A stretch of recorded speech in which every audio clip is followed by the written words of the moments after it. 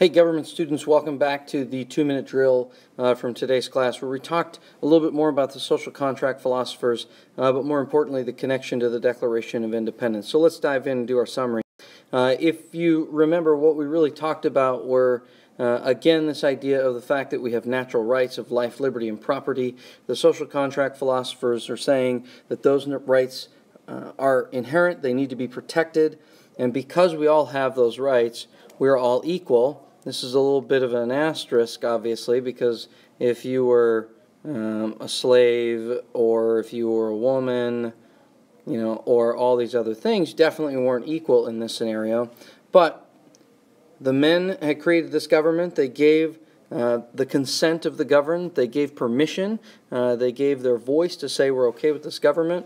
And we have a limited government that they've created. That's the key part of this whole piece, is the idea that it has to be limited. And when that government has violated our rights, most importantly, we have the right to revolt. And if that revolt means some sort of war or bloodshed, then we're going to do that. When we take all of these things together, what we're really looking at, and what this should sound familiar to you as, is John Locke's philosophy, the natural rights philosophy. That serves as the base for the document that we talked about and we looked at a little bit today, and you studied in American history, and that's the Declaration of Independence. I just wanted to go through the three different parts inside the Declaration. The first one, which we saw in class, was really the general principles of what our independence is going to be based on and what kind of government we need to form. Right here, this is really, again, where Thomas Jefferson does a lot of work rephrasing or copying what John Locke is saying. This area here, the supporting evidence, are all of the lists of grievances that they submit to a candid world, so that that candid world can say, hey, we're not doing this just because we want to.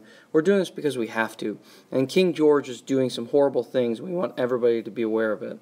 And then finally, that final the final declaration in the last part says this is how we're going to move forward. And we're not looking back. We're moving forward, and we're putting this government in place. And that government then is what we need to study. The failures of those governments, the new governments that emerge from that, and that's where we dive into our study of the Constitution. That's it for now.